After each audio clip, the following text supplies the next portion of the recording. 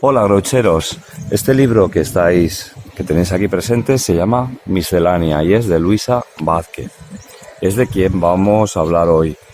Si veis, vamos a ver un poquito, enfoca un poquito que vosotros mismos, podéis descubrir dónde estáis. Pero os quiero leer algo. El crisol del barrio. El crisol del barrio. Hace unos meses cambié mi domicilio.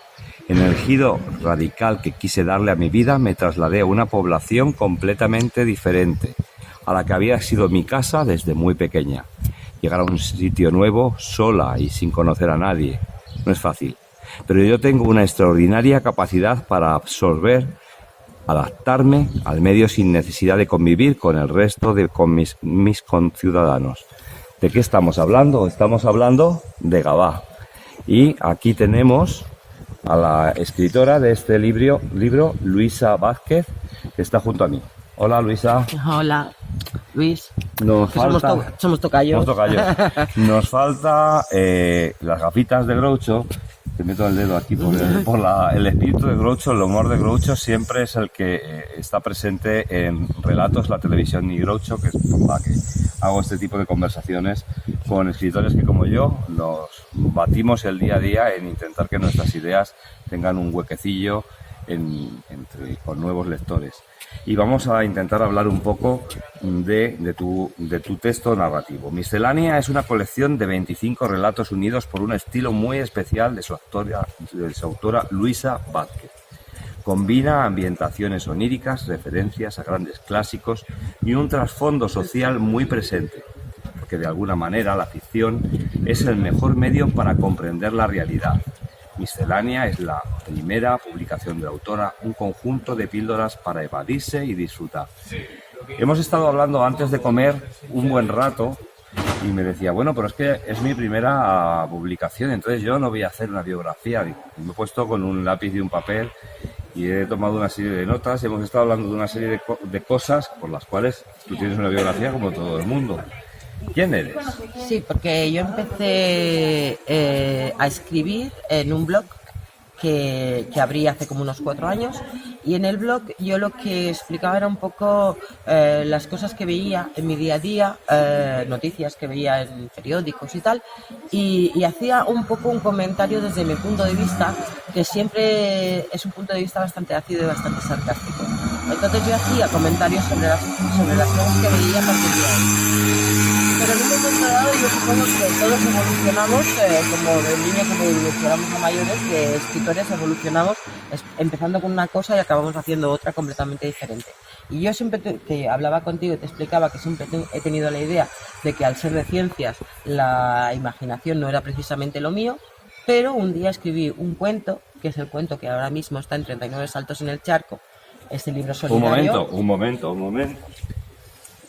Los dos participamos en este libro que es 39 saltos en el charco. Ya está. Y ese es el primer cuento que yo escribí, la primera cosa que escribí que era una historia, que no era un punto de vista mío, no era una crítica, no era nada de eso. Hablando de pura realidad, porque si lo miras, los relatos que tengo sí son un poco una crítica, depende de cuáles de ellos, pero siempre son desde el punto de vista de un cuento, o sea, con un poquito de imaginación, con unos protagonistas que no tienen por qué ser reales, pero que quizás sí que son la representación de alguien real. Y escribí 3 cuentos más. A partir de ahí me di cuenta de que tampoco para escribir para niños tampoco no era mucho lo mío, y decidí escribir los mismos cuentos pero para mayores, que yo creo que todos tenemos derecho a leer cuentos, cada uno con la edad que le corresponde. No solo hay cuento para niños. Bueno, en 39 saltos en el charco yo no creo que esté únicamente destinado a ellos, también a nosotros. Me has comentado que te gusta la novela negra. Es algo en el que no coincidimos demasiado, porque yo estoy por lo psicológico y no me meto mucho por esos lares, pero es un tema muy interesante que me gustaría saber qué es la influencia que tiene la novela negra en lo que tú escribes.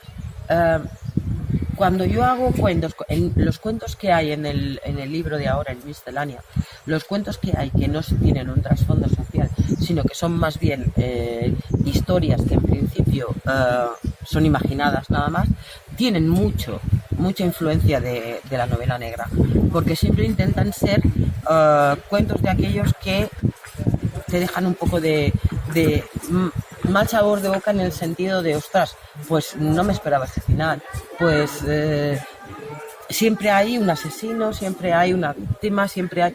Y entonces hay como mucha influencia de novela negra en esos cuentos, que hay varios en Miscelánea, y que además no tienen nada que ver con, por ejemplo, otros cuentos que cuando hablamos de trasfondo social, era el que te comentaba, por ejemplo, de las Abarcas, que está influido por un poema de Miguel Hernández, o La mujer 121, que es la historia de una niña en la época de la Revolución Industrial, y que yo añado a las 120 mujeres que murieron en Estados Unidos y que por ellas celebramos el 8 de marzo, por ejemplo. O hay otro cuento que habla de la gente que vive en la calle en las ciudades, que se llama Tras los escombros, que siempre digo que en este cuento yo digo que las ciudades tienen su parte de luz y su parte oscura. Todos los lugares, yo creo. Y entonces hablo un poco de la gente que vive en esa parte oscura. Pero aparte de eso, hay otros cuentos que son un poco, que yo siempre digo que ahí se me va un poco la olla, el perolo y tal, y yo me los invento, me invento una historia, y es un poco una historia de crímenes y con asesinos y todo esto, pero muy de folletín, muy así en ese plan. Y ahí es donde sale mi vena de novela. Pues se tienen que animar, no solo aquí en Gavà. Hemos estado dando un paseo hemos ido al torneo de Catán en Gavà, porque Carlos y yo somos aficionados a los juegos, y nada, pues que la van conociendo, como vas pasando por Gavà, que la conocen. Ella se sorprende, y le estaba diciendo yo que yo quisiera tener un pueblo, yo que soy de Madrid y de Barcelona, pues claro, ni por Madrid ni por Madrid, ya tenemos que ser famosos para que nos vayan reconociendo, pero es una cosa estupenda. Que vayas por la calle y te ay, pero usted ha escrito tal. ¿Cómo asumes eso? Pues yo con sorpresa, siempre. Sorpresa. Con sorpresa, siempre. El otro día me llamaron unas amigas que estaban allí en la cafetería donde yo suelo ir, la de Raúl, y me llamaron porque me buscaba una señora. Entonces bajé y había una señora mayor que me buscaba porque había leído mi entrevista en la revista de aquí de Gavà, en el Brugués, había leído mi entrevista y me quería conocer. Entonces me vino a buscar, ella vive aquí en la Rambla de Gavà, y me vino a buscar, que yo vivo al final del pueblo, con 80 y pico de años, me vino a buscar porque quería conocerme. Entonces a mí estas cosas me dejan muy sorprendida.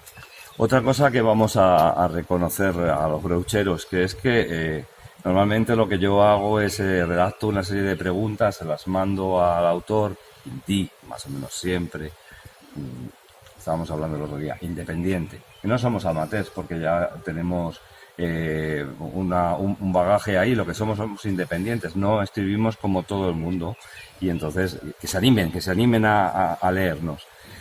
Pero que lo que te quiero decir es que no hemos preparado esta entrevista, que nos hemos animado los dos a decir, bueno, como la primera de todas, que la hizo Paquita Caparrós, que en las fiestas de Tandateca en Tarragona nos reunimos ahí, te hice 2 o 3 preguntas, pues igual lo vamos a hacer ahora. Lo que se nos ocurra, que vea que somos frescos y naturales, que lo vean.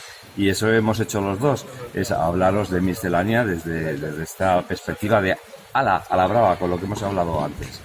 Tengo otra cosa que decirte, que es, me has estado hablando de biografía, digamos que de la mochila que tenemos nosotros detrás, que a todos nos puede pesar o no, o cómo es de esa manera. ¿Qué crees que ha podido participar esas problemáticas o ese pasado familiar que en un momento puede ser doloroso, pero muchas veces muy tierno y muy querido, porque cuando no tenemos a nuestras madres las echamos mucho de menos? Esa carga o peso familiar, ¿qué ha podido tener que ver con el que tú escribas, con que estábamos hablando que la literatura puede ser sanadora? Háblame algo de tu opinión sobre ese tema. Muchísimos de los relatos, yo siempre digo, todos los relatos, todo lo que yo escribo, ahí siempre hay una parte de mí, evidentemente, hay una parte de mis miedos, hay una parte de mis tristezas. Yo recuerdo que una chica que le gusta mucho como escribo, un día me decía, ¿por qué todo lo que escribes es triste? Y yo no creo que todo lo que escribas sea triste. Y yo le decía, también son sus interpretaciones. Porque mi experiencia me ha reportado en la vida mucha tristeza. Entonces, ¿mis historias acaban mal? Sí. Y entonces una cosa que yo le decía es... forman una parte de tu lucha, ¿no? Evidentemente, porque yo... No, yo no te veo absolutamente nada a una persona ateísta. Que no lo soy ahora, porque ha sido como quizás lo que yo vierto en un relato mío cuando lo escribo, es esa parte de mí que yo dejé en Cornellá cuando me fui. Yo aquí en Gavà soy una persona completamente diferente, conozco muchísima gente, yo hablo, me río, me divierto, me voy con unos, me voy con otros.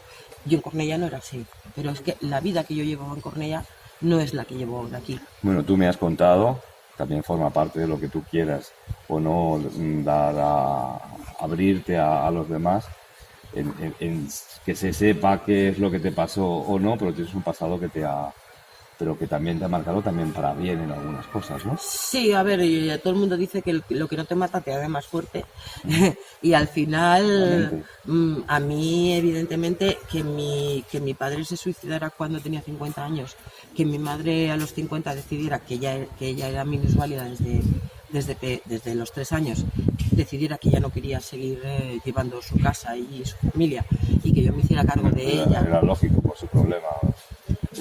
Y yo me hice cargo que yo me hiciera cargo de ella, de mi hermana, y que las decisiones desde los 23 años con respecto a mi vida, con respecto a la vida de mi madre, las tomara yo.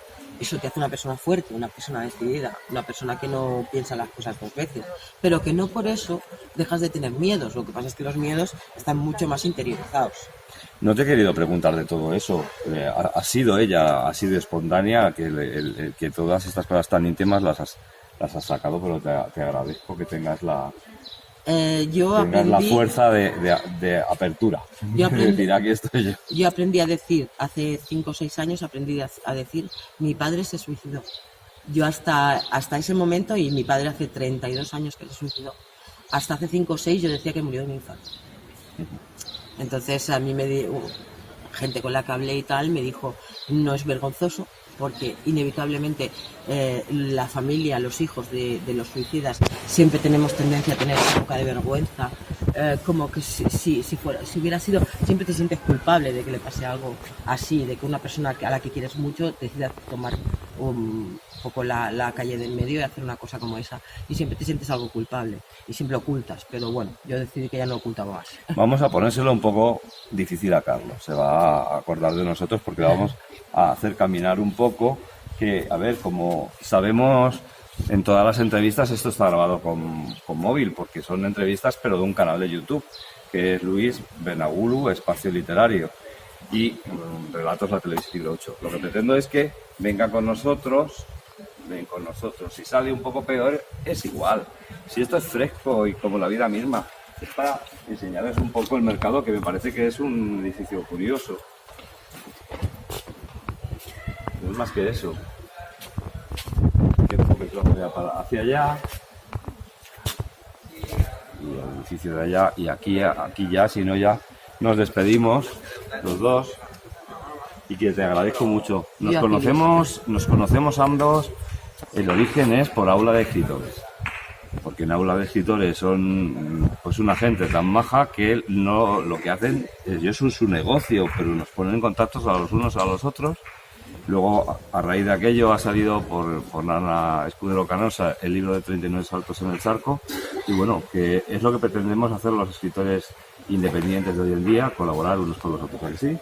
Darnos a conocer y sobre todo colaborar, que la gente, los escritores más famosos... Que no solo de Ana Reverte, que yo siempre siempre lo menciono y lo meto en mi novela, me meto con él, no, pobre hombre, que no, pero le menciono siempre. A ellos les cuesta más colaborar entre ellos, a nosotros no nos cuesta. Pero quizás no lo necesitan, sé que no lo necesitan, un besazo. Adiós.